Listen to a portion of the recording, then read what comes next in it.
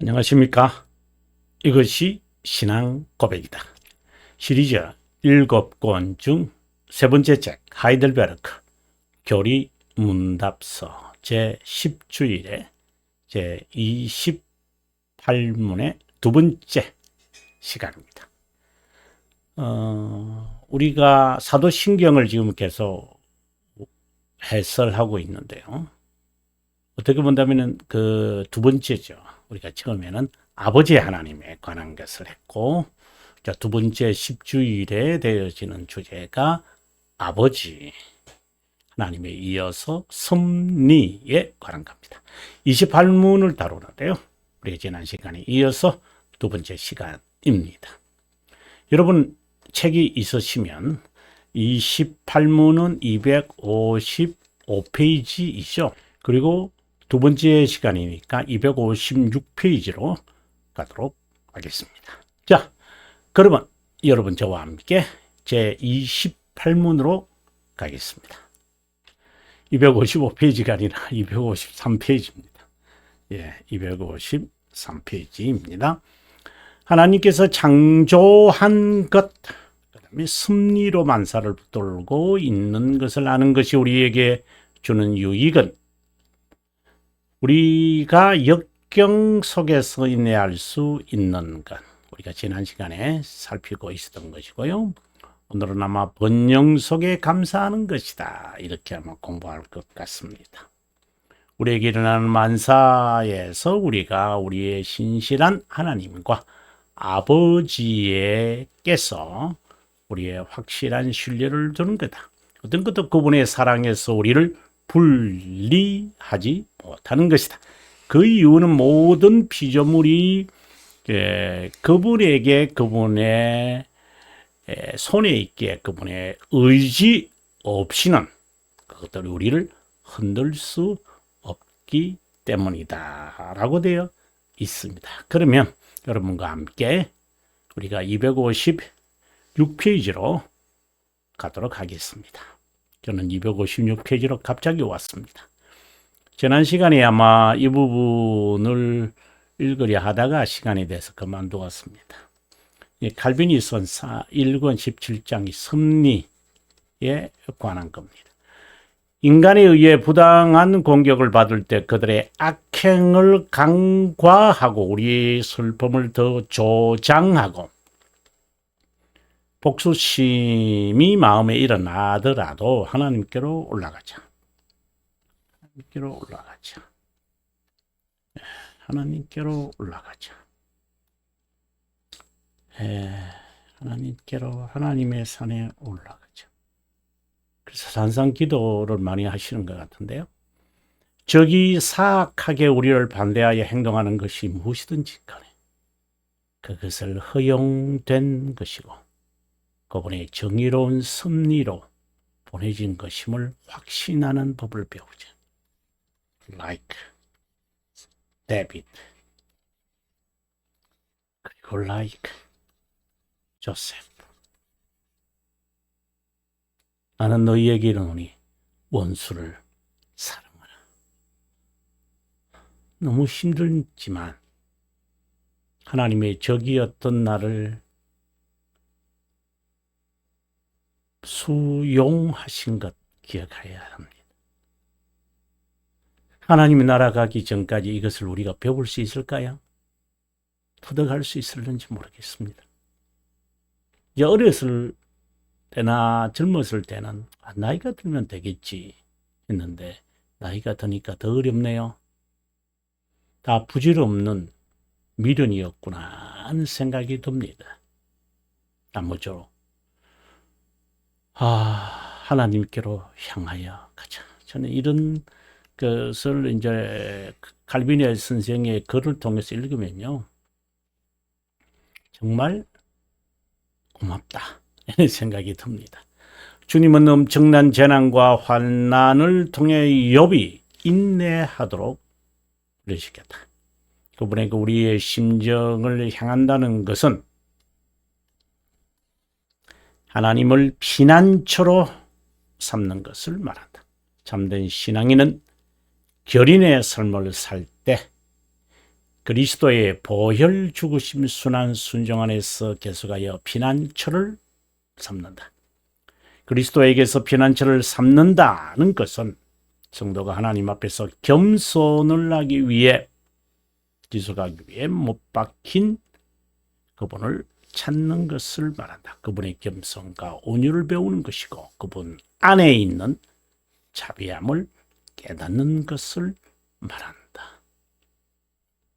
지난 시간에도 주님 안에서 평강을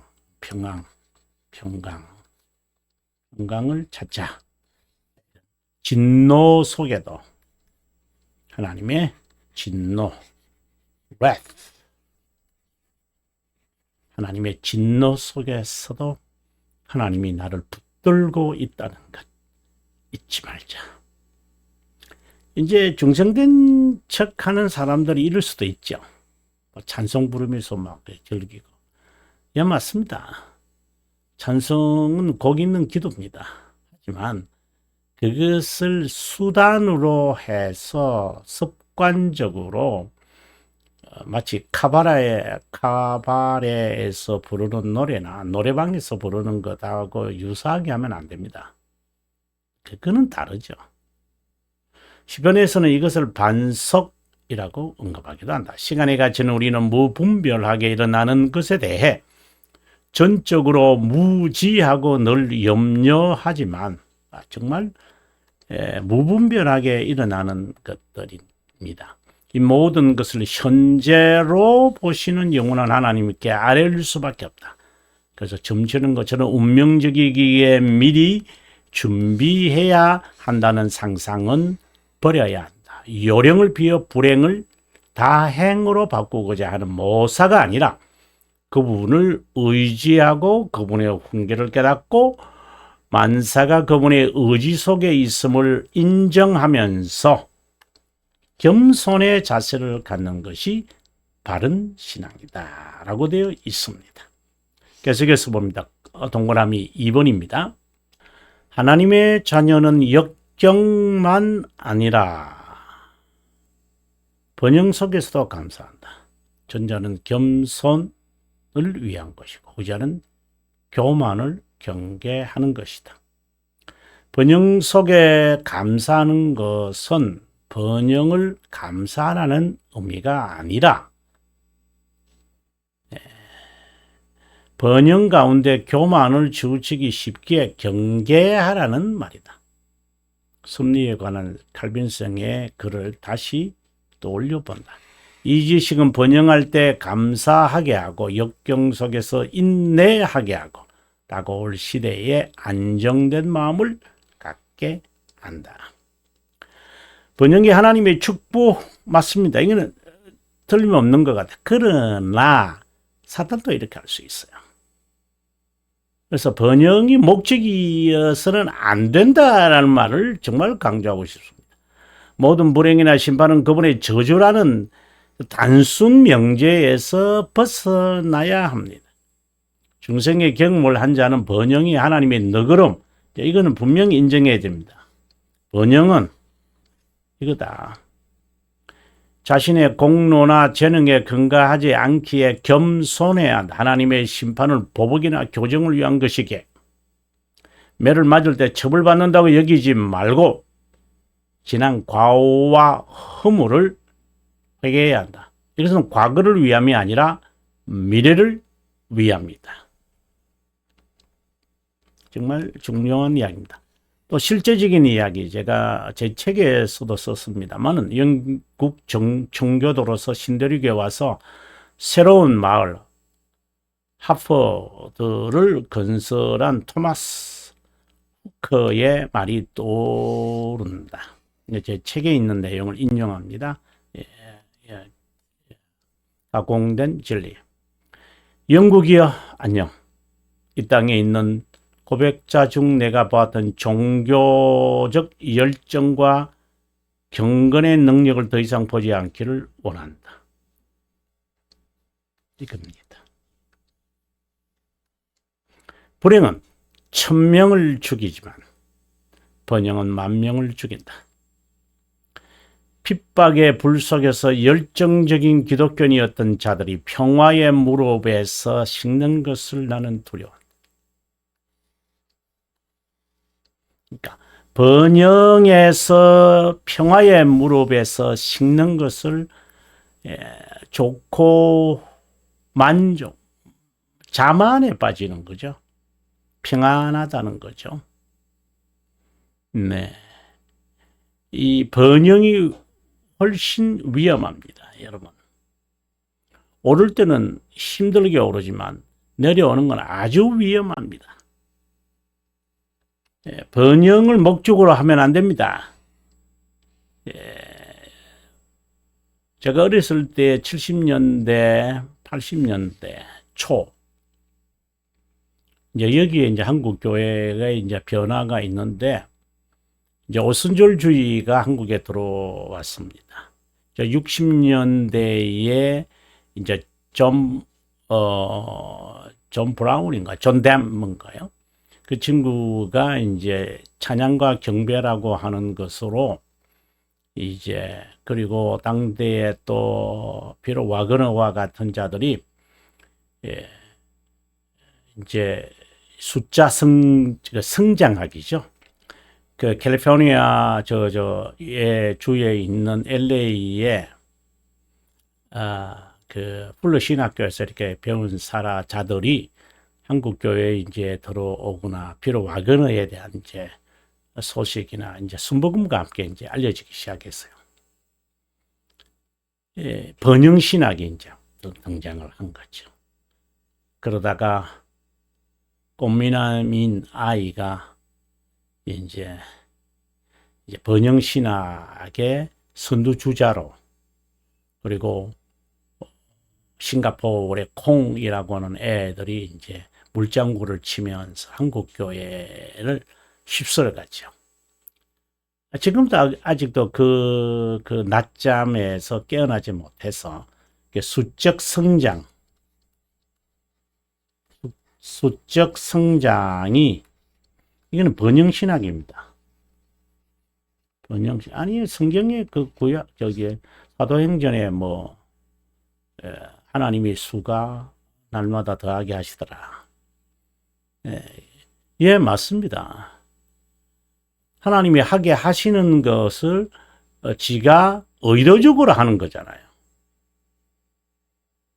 하나님이 믿는 자의 수를 더하게 하시는 거야? 아니면 네가 가공하고 있는 거야? 의도적으로 운동해서 하는 거잖아요. 그래서 저는 보디빌더들을 바라보면서 평생 저렇게 살겠어요? 그걸 흉내내면 안 되죠. 그걸 보고, 그런 것들이 있구나 하고 내가 자만에 빠지지 않는다면, 몸짱에 자만에 안 빠진다면 괜찮지. 그 평생 그렇게 하겠어요? 그 직업이라면 그렇게 할 수 있겠죠. 자, 아무튼 이 물질적 번영은 유의해야 된다. 아주 위험을 갖고 있다. 인류는 번영을 얻고 역경을 피하려고 주님께 복종하지 않고 그분의 음성에 귀를 기울이지 않는다. 여기에 중생의 경험을 하지 않은 자도 포함될 수 있다. 이런 자는 얼마 가지 못하고 포기할 것이다. 견인하지 못한다는 거다. 약 성경은 물질의 번영과 행복이 하나님의 복주심일 수 있지만 항상 그렇지 않다고 궁극적인 목적이 아니게 하늘에 쌓아둔 보화의 심정을 두게 함이었다. 아주 하늘의 보화. 그렇다고 또 하늘에 또 보물 쌓아둔다. 그러니까 열심히 헌금드리자. 이 말은 아닙니다. 신자들의 번영을 하늘 영광의 명시와 관련짓지 않는다면 그 올바른 뜻을 간취하기 어렵다. 또 칼빈의 이야기를 한번 들어보겠습니다.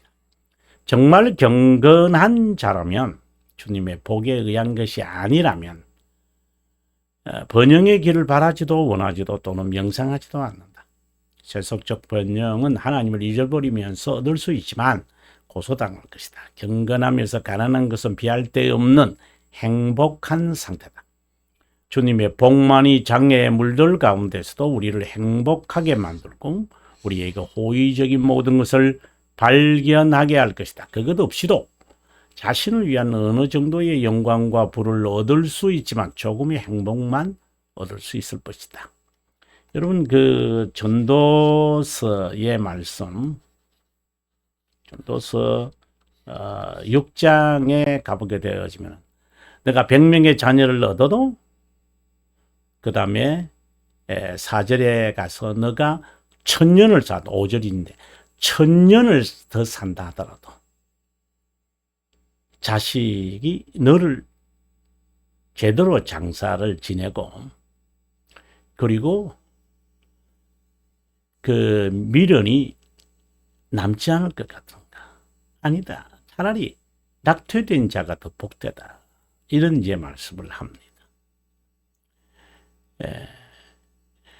아웅다웅 하면서 뭐 누구를 위해서 돈을 번다고 자식을 위해서 뭐 가정을 세우려고 돈을 번다고 뭐 건강 잃어버리면서 뭐 새벽에 나가서 뭐 3교대 한다. 아니 이 자체는 나쁜 것도 아니죠.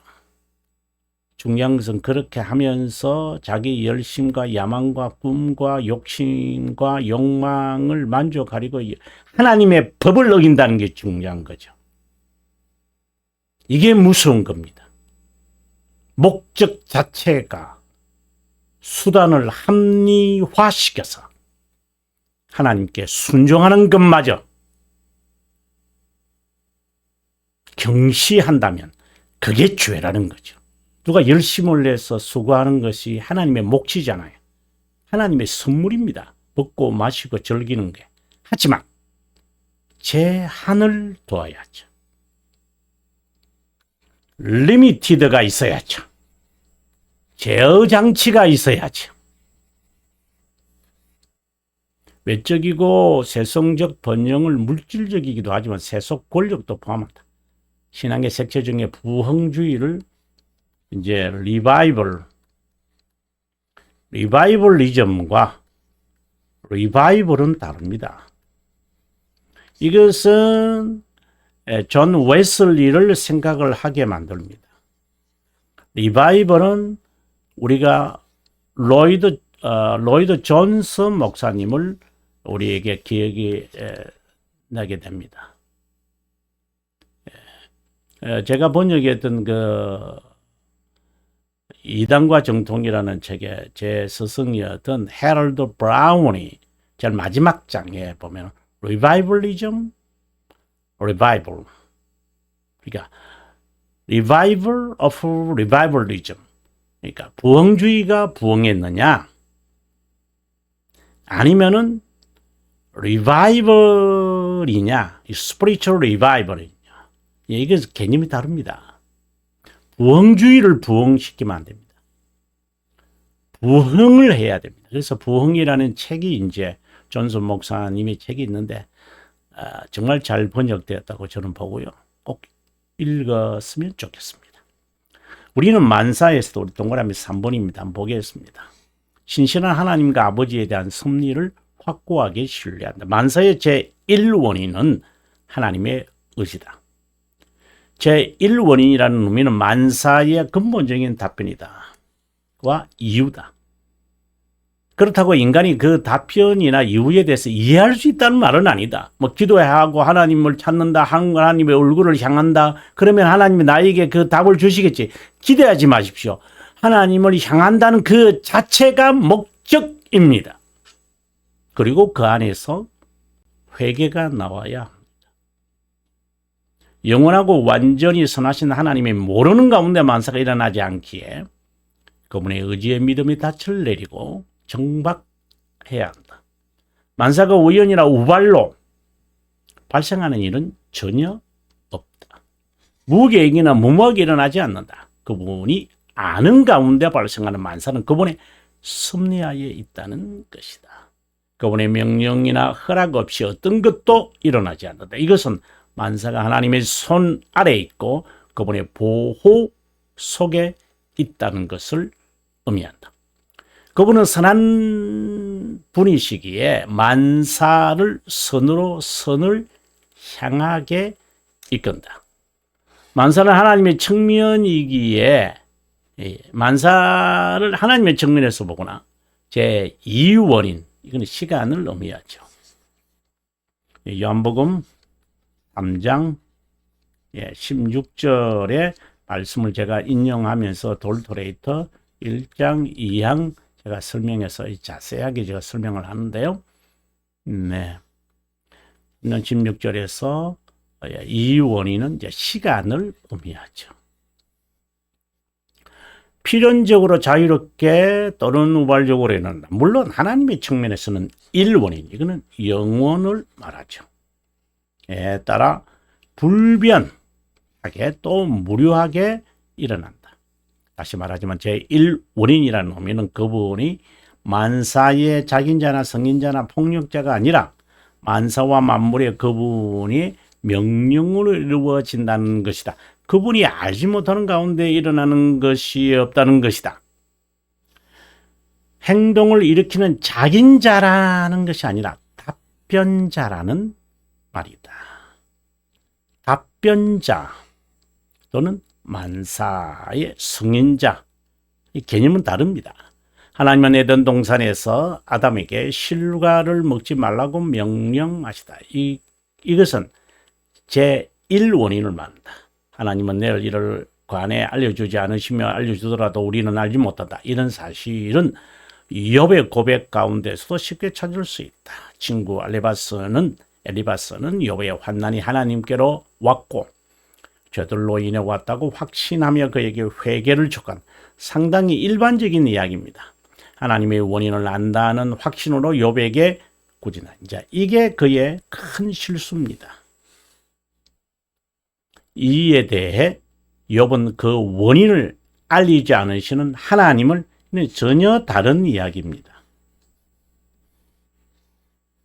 욥의 신앙과 꾸지람을 듣은 엘리바스의 신앙의 차이를 우리는 여기서 볼 수 있습니다. 우리가 다음 시간에 260페이지 공부하기로 하고요. 저는 다음 시간에 여러분에게 인사드리겠습니다.